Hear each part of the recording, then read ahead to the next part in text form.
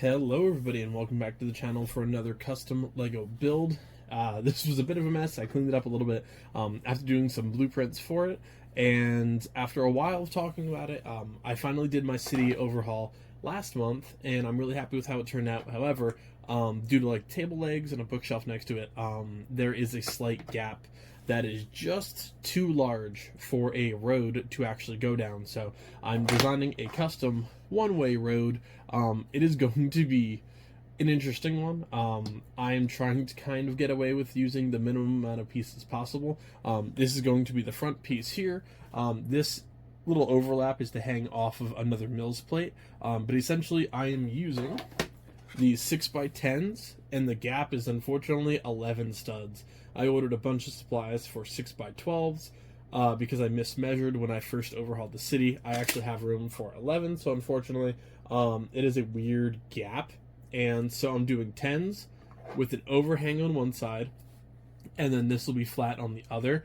I of course need these little 1x2s or 2x2s in light gray to actually match the curbs, but essentially what I'm doing is just lining up a bunch of these 6x10s using some of these 1x4s on both sides, 2 here, 1 here, and that basically will secure it into place. And then from there I'll be doing 1x2s, 2x2s, whatever I have in terms of light gray bricks on each side, 2 and 2. And then right over here, I'm actually probably not even going to bother to fill this in unless I realize that it's super flimsy, but for the most part, unless I put an actual tile piece on it, I can do some gaps and I can actually make it look a little hodgepodge just because it will be wrapped around with some of the Mills plates. So I hope this turns out okay. I do definitely have to order a lot more pieces. And then as for the inside, I'm just using tiled dark grayish bricks. That's fine by me. They don't look as great as normal road, but it is what it is. You know, you got to make some sacrifices somewhere.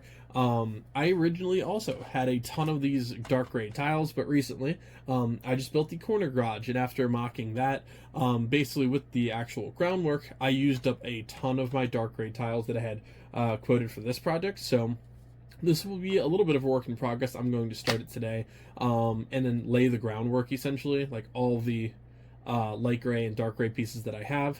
I'm going to line it up throughout the city so at least I can see what it's going to look like, and we'll take a look at the actual one-way road, like before and after, of course. But I do think this is going to be pretty cool, and I'm hoping it turns out nice. This is very much a little creation that I've come up with on the side, and you know, you got a ton of just random pieces spread throughout the entire rest of the desk at this point, so I'm hoping it works out okay. In terms of the gap, it is in fact just wide enough to allow cars to be put on it. So obviously I wanted a functioning one-way road, and the hubcaps are a little tight, but it does technically work. So we'll see how it all turns out, and hopefully it works out well. Now let's take a look at the actual one-way road in the city, and then let's get started with this project. Alright, so here is the actual gap. I do have a small little like half piece of road in the back. That's mainly just for measurement's sake, and I just didn't feel like grabbing it before I turned my tripod and camera around. I'll be adding a lot more light kits to the city this month as well, at least the corner garage and the museum, potentially the police station. I'm just not 100% sure yet, just because June's releases. I'm recording this, of course, before June 1st or 2nd, whenever this is going to come out. And, you know, the June wave is going to hurt my wallet and my bank account severely. So I'm not sure if I'm going to do the police station yet, but I do have the corner garage and the museum already in stock, thankfully. So those are sitting beside me now. Once I'm finished with this, I'll probably be starting the museum and then the corner garage. And of course, I do still have the Mills plate, that Avengers Tower all the way in the back. I'm trying to get a lot of these smaller custom projects done, or at least started, and then do one massive bricklink order as I always do. And I'm very low on 2x2 bricks right now. The Hogwarts display has taken up a lot of my projects right now, so I am excited to work on the city a little bit more again, but Hogwarts is of course going to be a huge project for me going forward, and then Star Wars is back as well. But before I blab on, essentially what we're looking at is it's a little bit of a tight, snug fit throughout. We can just line it in, and without locking it in there, it is even. So right here, a little bit off kilter. There we are. Perfectly level for the most part. It's not going to be perfect right in here. I'm going to have to adjust it so it does look Like it fits perfectly with the corner garage, so I am going to have to modify that again a little bit, but it is what it is. The sidewalk's going to be a little bit uneven. It happens. It's just how it's going to work here, unfortunately. Cutting base plates just wasn't going to work out for this one for me, so I am trying to do everything with thicker, more rigid plates, so hopefully this works out.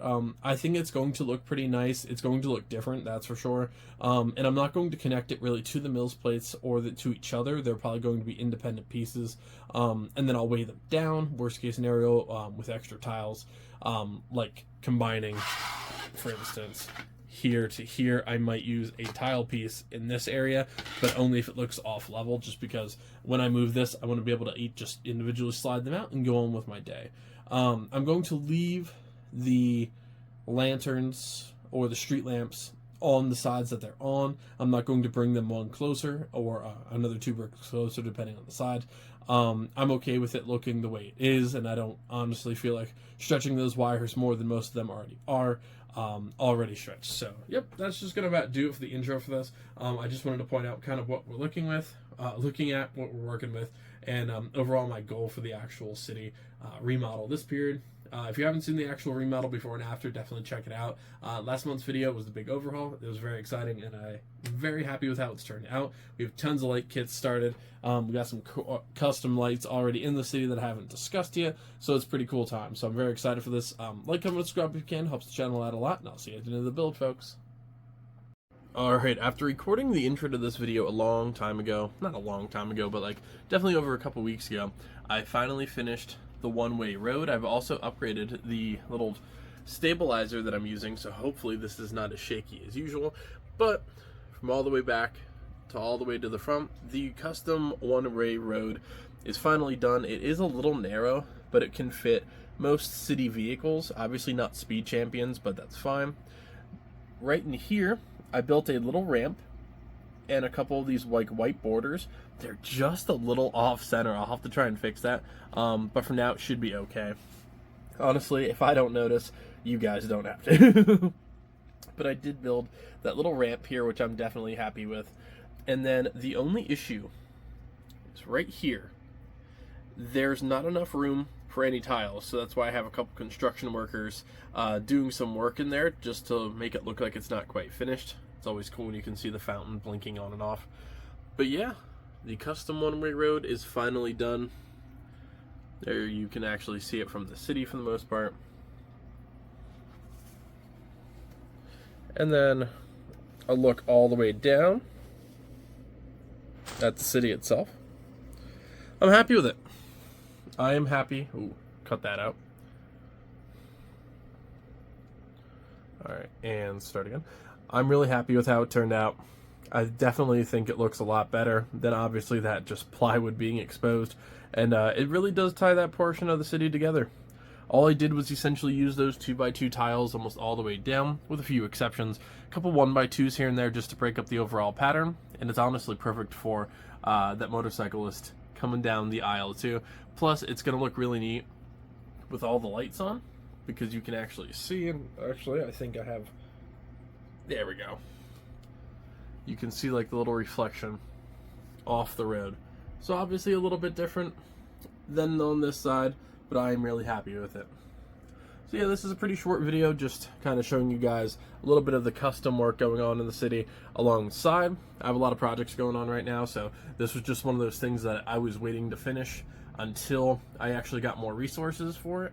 I wanted to do 2 big Bricklink orders for like 5 projects, so that's why the one-way road took a while, but I like how it turned out. Thank you guys so much for joining me. Like, comment, and subscribe if you can. Helps the channel out a lot. Follow me on Instagram. Starting to take that much more seriously, and starting to actually be able to connect with you guys and meet fellow creators and all that good stuff, and it's been a lot of fun really doing more on there. Plus you can see more behind the scenes work on stuff like the one-way road and little stories throughout the city that I don't necessarily always cover in my videos. Thank you guys so much for joining me, and I'll see you next time. Happy building, everybody.